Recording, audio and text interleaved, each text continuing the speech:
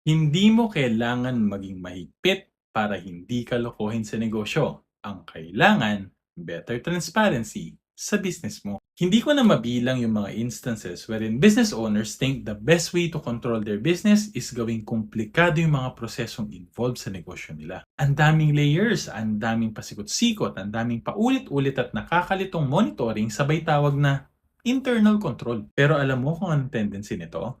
People will always try to find an easier path. Kapag komplikado ang proseso, hahanap ng shortcut yan. Iba-bypass ang process at ang masakit. Sa sobrang daming ikot na parang maze, lalong nawawalan ng visibility yung may-ari kaya mas hindi niya nakikita yung totoong nangyayari. But if we simplify the process and make it more transparent, parang bahay yan na laging bukas ang ilaw. Magdadalawang isip pumasok ang magnanakaw kasi masyadong halata. Maliwanag eh.